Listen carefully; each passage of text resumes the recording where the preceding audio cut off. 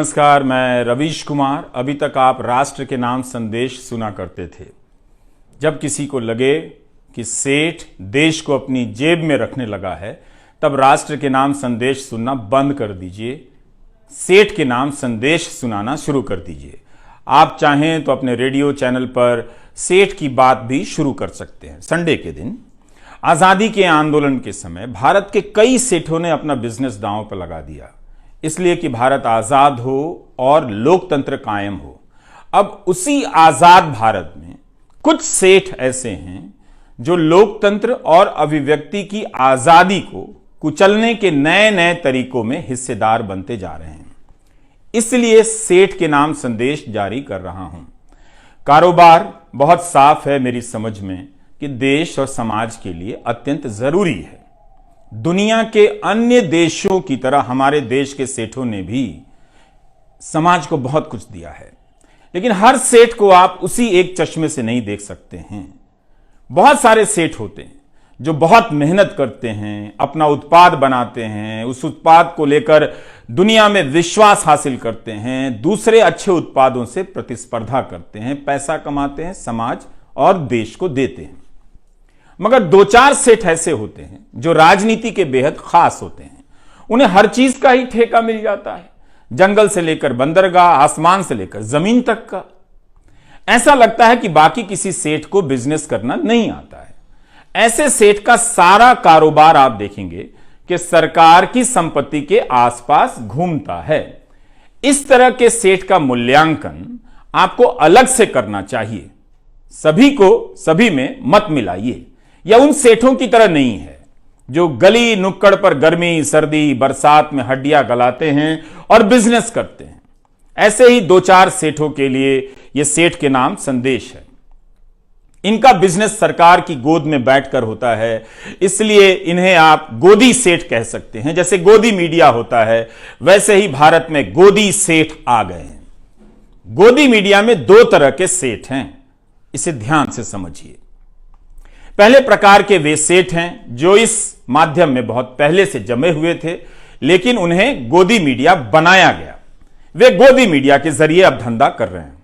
गोदी मीडिया क्या करता है? जनता से सच्चाई छिपाता है और दिन रात आपको हिंदू मुसलमान के बीच विवाद में उलझाकर रखता है या इसी तरह के दूसरे विवादों में फंसाए रखता है। तो गोदी मीडिया देश का पहला ऐसा बिजनेस है जिसमें हजारों लोग इस बात के लिए घर से निकलते हैं कि दफ्तर पहुंचकर खराब से खराब प्रोडक्ट बनाएंगे। ऐसा कहीं बिजनेस आपने देखा है? घटिया प्रोडक्ट बनाने के लिए लोग घरों से निकल रहे हैं, कम लागत में बना रहे हैं ताकि आप खुशी खुशी मुफ्त में आपको मिले और समझे कि आप ग्रहण कर रहे हैं। ये लोग घर से निकलते हैं कि हम पत्रकारिता करने जा रहे हैं, यही बताकर निकलते हैं, लेकिन पत्रकारिता के नाम पर दफ्तर पहुंचकर जहर फैलाने का काम करते हैं। केवल जहर ही नहीं, जनता तक दूसरी सूचनाएं ना पहुंचे, जनता की बात सरकार तक और जनता तक ना पहुंचे, इसके लिए गजब गजब का प्रपंच रचते हैं। लेकिन अब जनता कुछ कुछ समझने लगी है। समझ रही है जनता कि नफरती डिबेट से उसका भला नहीं हो रहा है। जिन बच्चों को डॉक्टर बनाने में ध्यान देना चाहिए, वे दंगाई बनाने के खेल में फंसाए जा रहे हैं। उसकी मानसिकता का प्रसार हो रहा है। तो कोई भी नहीं चाहेगा कि उसका बच्चा दंगाइयों की मानसिकता के साथ बड़ा हो। तो अब यहां से बदलाव का रास्ता खोजा जा रहा है। आपके लिए नहीं बदलना है, किसी और तरीके से बदलना है ताकि आपको झांसा दिया जा सके कि यह कोई दूसरा मीडिया है, उनसे अलग है। यह बात आपको समझनी है। गोदी मीडिया पार्ट 2 लॉन्च होने जा रहा है। एंकरों की जगहें बदली जा रही हैं। आप देखेंगे एक एंकर यहां से वहां जा रहा है, वहां से यहां आ रहा है। नए गोदी सेठ लाए जा रहे हैं। ये दूसरे वाले सेठ जो नए तरीके से गोदी मीडिया का काम करेंगे। आप सोचिए, अगर सेठ ही गोदी हो तो क्या उसका मीडिया गोदी मीडिया नहीं होगा? सोचिए, जिस सेठ का सारा काम सरकार से जुड़ा हो, कई तरह की सरकारों से जुड़ा हो, क्या वो सरकार से सवाल पूछ पाएगा? आप सोचिए। आपके लिए कौन पूछेगा, कौन बोलेगा? जब आपको लगेगा कि आपके लिए किसी को बोलना चाहिए, तब यह गोदी मीडिया पार्ट 2 क्या करेगा? विदेशों में भारत का नाम कैसे हो रहा है, डंका कैसे बज रहा है, इसकी कहानी बताकर आपको अपनी परेशानियों से दूर करेगा और उन्हें बंद कर देगा व्यापक जनता के बीच पहुंचने से। तो यह खेल होने जा रहा है। आपकी तनख्वाह 4 साल से नहीं बढ़ी है, बच्चों को पढ़ा नहीं पा रहे हैं, अच्छे कॉलेज नहीं हैं, और गोदी मीडिया इस पर बात नहीं करेगा।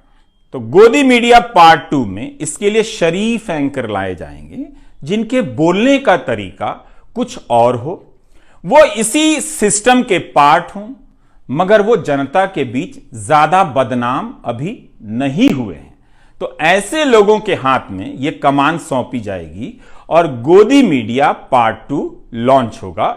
इसलिए बताना चाहता हूं कि दुनिया में भारत की क्या स्थिति है, इसके नाम पर एक तरह से आपको चांद दिखाकर आपसे निवाला छीन लिया जाएगा। इसलिए गोदी मीडिया पार्ट 2 के खेल को ध्यान से आपको समझना है। इसमें आ रहे सेठों के धंधों पर नजर रखिए, उन धंधों को समझिए कि क्या है, कैसे मिला है और उन धंधों को लेकर किस तरह की बातें हुई हैं। ये जो गोदी सेठ हैं बाकी सेठों से बहुत अलग होते हैं। बाकी सेठ भी जानते हैं कि 2-4 गोदी सेठ हैं, उनकी ताकत बहुत बड़ी है, वो जो चाहें कर सकते हैं, हर चीज खरीद सकते हैं।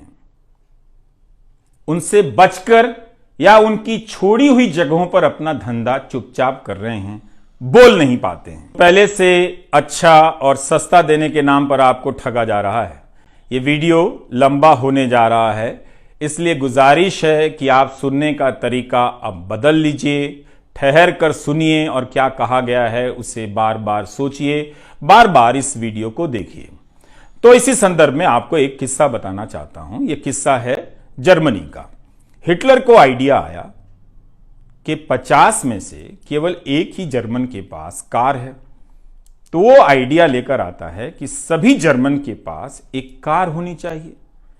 आप खेल देखिए, किसी की जरूरत में कार शामिल नहीं है, मगर वो सपना बेचता है सबको कार के लिए, और सबको लगता है कि हां, हमारे पास कार नहीं थी, हम तो अभी तक गर्व कर ही नहीं पा रहे थे, जब कार आ जाएगी तब हम गर्व करेंगे।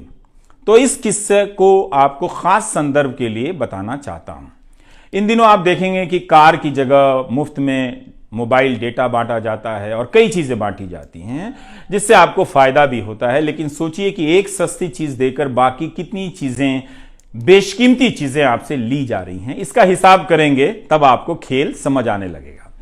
तो मई 1937 में नाजी पार्टी की मजदूर इकाई एक कोऑपरेटिव बनाती है, फोक्सवैगन के नाम से फर्डिनेंड पोर्श को ले आती है, जो अमीरों की कार तब बनाया करते थे। बहुत ऑटोमोबाइल इंजीनियर थे उस समय के, बहुत ही लोकप्रिय ऑटोमोबाइल इंजीनियर थे फर्डिनेंड पोर्श। अब वो गरीबों के लिए, आम लोगों के लिए सस्ती कार की डिजाइन करने लग जाते हैं। हिटलर के दोस्त माने जाते थे, इसलिए आज के हिसाब से उन्हें तब का गोदी सेठ कहा जा सकता है, बिल्कुल कहा जा सकता है फर्डिनेंड पोर्श को। तो वो एक कार डिजाइन करता है और उसी वक्त दिसंबर 1938 में यहूदियों के लिए कार चलाने पर रोक लगा दी जाती है। एक तरफ जनता सस्ती कार मिलने के सपने में खोई हुई है, दूसरी तरफ उसी जनता के एक बड़े हिस्से के कार चलाने पर रोक लगाई जाती है और उसे गैस चेंबर में भेजा जाने लगता है। अब आप समझ रहे हैं, कुछ कुछ सोचिएगा। तो इसलिए कहा जाता है, जो लोग कहते हैं कि तकनीकी सभी के लिए समान अवसर लेकर आती है, यह बात पूरी तरह से ठीक नहीं है। अंतिम और सबसे बड़ा फायदा किसे होता है, यह हम इतनी आसानी से नहीं समझ सकते हैं। एक किस्सा और है, सभी कार खरीद सकें, इसलिए उस समय हिटलर की पार्टी ने एक बचत योजना बनाई, जिसमें 3 लाख से अधिक लोगों ने अपनी पूंजी लगा दी। लेकिन तब तक द्वितीय विश्व युद्ध शुरू हो गया और हंगामा मच गया कि देश के लिए कुछ करना है, और वो कंपनी जो है वो कार की जगह सैनिक साजो सामान बनाने लग जाती है। 3 लाख लोगों को कार नहीं मिलती है, उनकी पूंजी डूब जाती है। उस कंपनी में एक कामगार था जिसने बाद में अपना एक अनुभव बताया। 15,000 लोग बंधुआ मजदूरी करते थे। 350 लोग इसलिए मर गए कि उनके इलाज की कोई व्यवस्था नहीं की गई, यानी इंसान की वहां कोई कीमत नहीं थी। तो उस व्यक्ति ने क्या कहा? उसने कहा कि उसे कारखाने में ही समझ में आया कि वह एक गुलाम है। उस प्लांट में काम करते हुए उसने महसूस किया कि वह केवल एक सामान है, वस्तु है, व्यक्ति नहीं है जो केवल काम और काम कर सकता है किसी के इशारे पर। इसी समय गुलाम भारत के सेठ क्या कर रहे थे? उस इतिहास में जाएंगे तो आप सेठों पर गर्व करेंगे। बल्कि आज भी भारत के लाखों व्यापारी आजादी के आंदोलन में उस समय के सेठों की भूमिका पर गर्व करते हैं। ऐसी विरासत देकर गए हैं वो। हम सभी को करना चाहिए। हम केवल चंद बड़े सेठों के नाम जानते हैं जो मैं बताऊंगा, लेकिन उस वक्त देश भर के अनगिनत सेठों ने, कारोबारियों ने अपना बिजनेस दांव पर लगा दिया कि भारत आजाद हो, लोकतंत्र कायम हो। जमनालाल बजाज, वाडीलाल लल्लू भाई मेहता, सैमुअल एरन, लाला शंकर लाल भी सेठ ही थे। ब्रिटिश हुकूमत से लोहा ले लिया, सीधे कांग्रेस में शामिल हो गए जो उस वक्त आज़ादी के आंदोलन का नेतृत्व कर रही थी। जीडी बिरला, अंबालाल साराभाई, वाईचंद, हीराचंद जैसे सेठ कांग्रेस में शामिल नहीं हुए, ऐसे भी लोग थे, मगर बाहर से आंदोलन का समर्थन करते रहे। इनमें से कोई भी सामान्य सेठ नहीं था।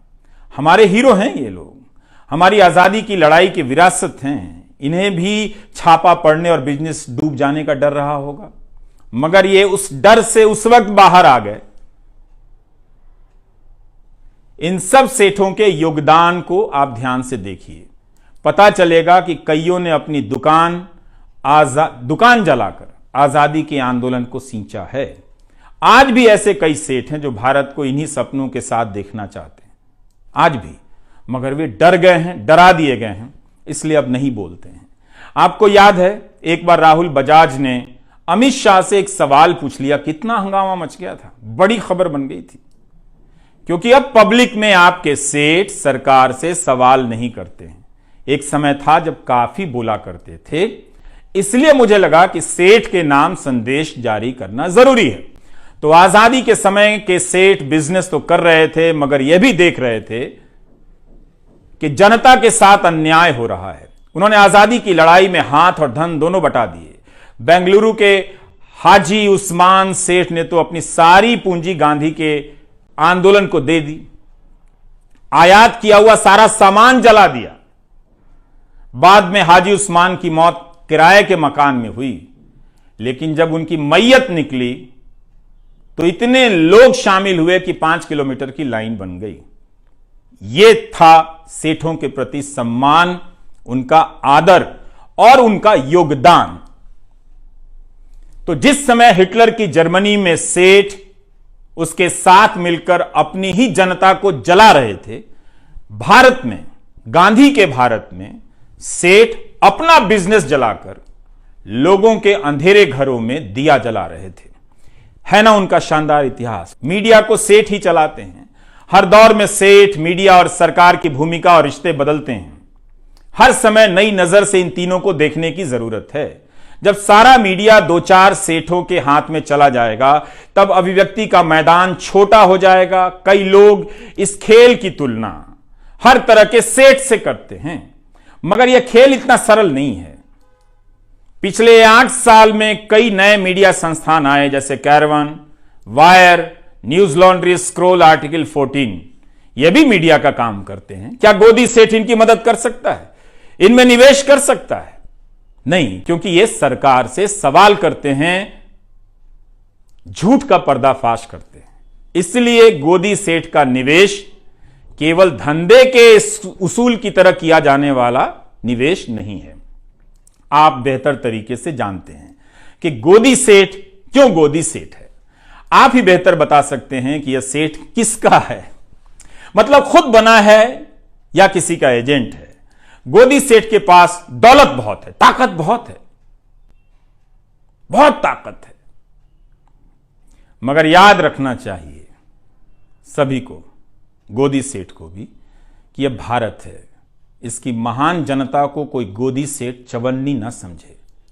उसके स्वाभिमान से ना खेले, वरना वो अपनी जेब से केवल एक एक चवन्नी निकाल कर रख देगी तो दौलत का ऐसा पहाड़ बन जाएगा और उसके सामने सेठ की सारी दौलत चवन्नी हो जाएगी। महान भारत की महान जनता का सामर्थ्य दुनिया के किसी भी नंबर के 2 नंबरी सेठ से बड़ा है, किसी भी नंबर के 2 नंबरी सेठ से बड़ा है। सेठ के नाम संदेश इसी मकसद के लिए है, बताने के लिए। पूरी दुनिया में देखिए, केवल भारत में नहीं है, सेठ लोग क्या कर रहे हैं। 2-4 ही सेठ होते हैं हर देश में, वो पूंजी को अपने नियंत्रण में कर लेते हैं, सारी पूंजी उनके पास होती है। ऐसे सेठ राजनीति की गोद में होते हैं और राजनीति इनकी गोद में होती है। विकास विकास की राजनीति के नाम पर ऐसे सेठ आपके लिए नौकरी का सपना पैदा करते हैं, कुछ समय के लिए, कुछ को रोजगार देते भी हैं, फिर उस नौकरी के नाम पर जंगल, जमीन, आसमान तक पर अपना कब्जा जमा लेते हैं। आप देखेंगे कि इस काम में 2 ही 3 सेठ होते हैं, ज्यादा से ज्यादा 10 होते हैं। किसी भी देश में देखिए, केवल भारत में नहीं है। इनका मकसद रोजगार और देश के लिए धन पैदा करना नहीं होता, अपने नेता के लिए जनता को निर्धन करना होता है, ताकि उस जनता को मुफ्त में 2-4 चीजें देकर एहसान किया जाए, जताने की कोशिश हो कि आपको हम दे रहे हैं, लेकिन आप गिनिए कि आपसे कितना वो ले रहे हैं। तो इस काम में हर देश में 2 ही 4 बड़े गोदी सेठ होते हैं जो हर तरह का मीडिया खरीद लेते हैं और बाद में जनता को खत्म कर देते हैं। मुमकिन है गोदी सेठ के यहां काम करने के लिए पत्रकारों की लाइन लग जाएगी। नौकरी है, मजबूरी है, यह बिल्कुल समझता हूं मैं। नौकरी ठुकरा देना सबके लिए मुमकिन नहीं है, लेकिन यह बात आपके भीतर साफ होनी चाहिए कि यह पत्रकारिता नहीं है। मैं यह अपराध बोध आप पर नहीं डालना चाहता, आपकी मजबूरियों को समझता हूं। मैं ये बात पत्रकारों से कह रहा हूं, फिर भी मैं कहना चाहता हूं कि याद रखिएगा, आप एक खतरनाक गोदी सेठों के यहां काम कर रहे हैं। ये बात आप याद रखिएगा। इसलिए जनता से कहता हूं कि आप गोदी मीडिया देखना बंद कर दें, ताकि गोदी चैनलों के पत्रकारों को आजादी मिल जाए। जनता का दबाव बढ़ेगा तो पत्रकारों को अच्छा काम करने का मौका मिल सकता है। इसके बाद भी गोदी सेठ के पत्रकार अगर वो नौकरी ना छोड़ पाए, उनके यहां नौकरी करने के लालच से अपने आप को ना रोक पाए, तो एक बेहद आसान रास्ता बताता हूं। जब वे दफ्तर से घर लौट कर आए तो अपने बच्चों से, पत्नी से, परिवार के सदस्यों से और रिश्तेदारों से उनके कान में कह दें कि भारत में पत्रकारिता खत्म कर दी गई है, ये लोकतंत्र नहीं है। जो खबर बताई जानी चाहिए वो खबर नहीं बताई जाती है। आज हमने कई जरूरी खबरों की हत्या की है, हत्या होते हुए देखी है। नए और अच्छे कहे जाने वाले पत्रकारों को लाया जाएगा। गोदी मीडिया पार्ट 2 लॉन्च होगा। ये बातें बहुत अच्छी करेंगे, शालीन तरीके से करेंगे। आपको पता भी नहीं चलेगा कि चीजें बदल गई हैं। पहले धक्का देकर आपको बाहर निकाला गया, अब कंधे पर हाथ रखकर, गर्दन सहलाकर आपका काम तमाम किया जाएगा। तो तमाम तरह के प्रोमो आएंगे जिससे लगेगा कि ये पत्रकारिता के तारणहार आ गए हैं, अब पत्रकारिता ये लोग बचा लेंगे। लेकिन इनकी भाषा पर गौर करते रहिएगा, इनकी आंखों में झांक कर देखिएगा। ऐसे बोलेंगे जैसे अपने गुल्लक का सोना गलाकर भारत की गुलाम हो चुकी पत्रकारिता को ये सोना बनाने आ गए। जो बताया जा रहा है उसे देखिए, जो नहीं बताया जा रहा है उसके बारे में सोचिए। चैनलों से खबरें गायब हो रही हैं, खबरों की जगह झगड़े भर दिए जा रहे हैं। गोदी सेठों का गोदी मीडिया, अलग अलग चैनल मगर सभी का काम एक। क्या यह आजाद मीडिया की निशानी है? खुद से सोचिए। यह कैसा बिजनेस है जहां खराब माल बनाने को लेकर कंपटीशन हो रहा है? बिना आजाद मीडिया के नागरिक की आजादी का क्या मतलब है? कहां बोलेंगे आप? किससे बोलेंगे आप? क्या आप बर्दाश्त कर सकते हैं कि इतने महान देश में एक आजाद मीडिया नहीं है? यह गर्व की बात है। जितने भी पुराने और सांस्थानिक मीडिया थे सब के सब गोदी हो गए। यूट्यूब का भी फॉर्मूला ये लोग एक दिन निकाल लेंगे। आजाद पत्रकारों के लिए खतरे बढ़ने वाले हैं। राष्ट्रीय सुरक्षा से जोड़कर उन्हें अब दबाया जाएगा। इसके नाम पर पहले ही कई लोगों को फर्जी तरीके से जेल में बंद किया गया है। आप जानते हैं, कई उदाहरण दिए जा सकते हैं। तो अब बारी आजाद पत्रकारों की है। मगर आप जनता ने YouTube पर अजीत अंजुम, अभिसार से लेकर संजय शर्मा, पुण्य प्रसून वाजपेयी, श्याम सिंह, मीरा, गिरधारी लाल, साक्षी जोशी, निखिल वागले, इन सभी के चैनलों को सब्सक्राइब किया है। इसका मतलब है आप इस खेल को समझ गए हैं, तभी आप आजाद पत्रकारों को अपना रहे हैं। आपने एक गजब का यह काम किया, शानदार काम है आप दर्शकों का। कई नाम है जो यहां पर इस वक्त छूट रहे हैं, मगर उन सभी का साथ देकर आप लोगों ने इतिहास के इस मोड़ पर बेहद शानदार काम किया है। आपने गोदी मीडिया छोड़ दिया है। तो इस गोदी सेठ से आग्रह है कि वह उन सेठों की तरफ देखे जिन्होंने देश को आजाद कराने में अपनी भूमिका निभाई। ऐसा सेठ ना बने कि उन सेठों के बनाए लोकतंत्र को कुचलने का आरोप गोदी सेठ पर आ जाए, लग जाए। इसलिए हमें लगा कि आपके बीच आकर सेठ के नाम संदेश पढ़ना चाहिए। गोदी सेठ को बताना बहुत जरूरी है कि वो बिजनेस करे, खूब बिजनेस करे, मगर इस लोकतंत्र का बिजनेस ना करे, सूचनाओं का धंधा ना करे। ये याद रखे, गोदी सेठ अपनी दौलत से इस देश की शान को चमकाए, कोई हर्ज नहीं है, मगर उसकी शान से खिलवाड़ ना करे। जनता देख रही है। एक छोटा सा किस्सा और, आप बजट के समय फिक्की नाम की संस्था के बारे में सुनते होंगे। यह उद्योगों की बहुत बड़ी संस्था है। इसका गठन 1927 में हुआ था। जीडी बिरला और पुरुषोत्तम दास ठाकुरदास ने किया। मकसद था कि जो भारतीय व्यापारी हैं उनके हितों की बात अंग्रेजों की सरकार से की जाए। पर देखिए इस बात को कि कैसे वो अपनी बात करने गए थे अंग्रेजों से, लेकिन समझने लगे देश की बात। जैसे जैसे वे अंग्रेजों के करीब गए, बात करने लगे, उन्हें दिखने लगा कि कैसे अंग्रेजों ने भारत की संपत्ति को लूट लिया है, कैसी कैसी नीतियां बनाई हैं। इन नीतियों की वजह से भारत के कारोबारी पनप नहीं पा रहे हैं। फिक्की से जुड़े बिजनेसमैन समझ गए कि उन्हें राजनीतिक कदम उठाने पड़ेंगे। 1928 में पुरुषोत्तम दास ने कहा कि हम अब और राजनीति से अलग नहीं रह सकते हैं, हमें आजादी की लड़ाई का हिस्सा होना पड़ेगा।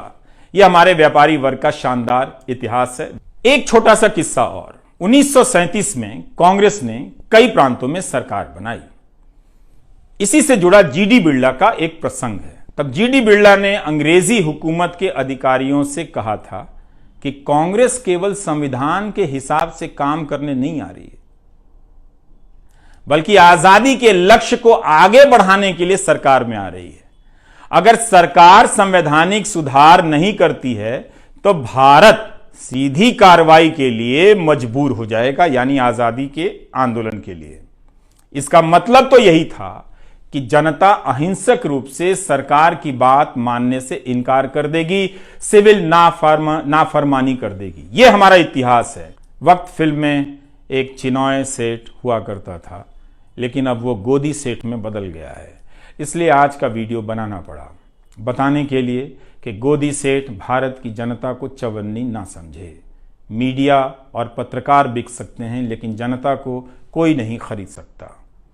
क्या दिन थे जब हमारे सेठ अंग्रेजी हुकूमत पर दबाव डालते थे कि जनता का दमन मत कीजिए, कांग्रेस और प्रेस से बैन हटा दीजिए, मगर अपने बिजनेस को इसके लिए उन्होंने खतरे में डाल दिया।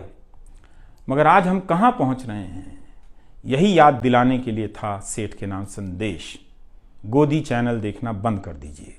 बिना मेहनत के, बिना समय लगाए, बिना किसी खर्चे के आप अपने प्यारे देश के लिए इससे ज्यादा कुछ नहीं कर सकते, इससे बेहतर कुछ नहीं कर सकते। नमस्कार। जय भीम, जय भारत, जय संविधान, नमो बुद्धाय। Gautam Ratna. Hello friends, welcome. बहुजन समाज और महिलाओं पर अत्याचार होने पर हम दिलाएंगे न्याय और दिखाएंगे बहुजन महापुरुषों का इतिहास और पढ़ाएंगे आपको बाबा साहेब भीमराव अंबेडकर द्वारा लिखा हुआ भारत का संविधान। हमारे चैनल लाइक, शेयर, सब्सक्राइब करना मत भूलिएगा। चैनल आर्थिक समस्या से गुजर रहा है। अगर आप बहुजन समाज में बाबा साहेब अंबेडकर और तथागत बुद्ध की विचारधारा को अधिक से अधिक लोगों तक पहुंचाना चाहते हैं तो हमें आर्थिक सहयोग प्रदान करें, ताकि हम अपने चैनल के माध्यम से देश विदेश में समता, बंधुता, एकता और संवैधानिक अधिकारों को ज्यादा से ज्यादा लोगों तक पहुंचा सकें। आप अपनी सहायता राशि नीचे लिखे खाते में जमा करा सकते हैं। खाता धारक गौतम रत्ना, खाता संख्या 3169576865 IFSC कोड SBIN 0060336, बैंक भारतीय स्टेट बैंक। आप हमारे बैंक खाते का विवरण स्क्रीन पर भी देख सकते हैं। मैं गौतम रत्ना गौतम फिल्म्स प्रोडक्शन में आपका स्वागत करता हूं। आप हमारे प्रोडक्शन हाउस के अंदर अपना कैरियर बना सकते हैं as a film director, as a producer and actor and actress and editor and cinematographer also. अगर आपको फिल्म से रिलेटेड कुछ भी प्रोजेक्ट आपको बनवाना है तो हमारे पास में पूरा सेटअप है, जिसमें फिल्म कैमरा है, शूटिंग लाइट्स है और एडिटिंग है। सारा A to Z एक ही जगह पर आपको हमारे यहाँ पर मिल जाएगा। तो दोस्तों, आप हमें कांटेक्ट कर सकते हैं हमारे नंबर्स पर 9810085714 और 8510005714। हमारे वेबसाइट पे विजिट कर सकते हैं www.filmserviceindia.com और हमें मेल भी कर सकते हैं gautamfilmsproduction@gmail.com पर। जय भीम, जय संविधान, जय भारत, नमो बुद्धाय। धन्यवाद।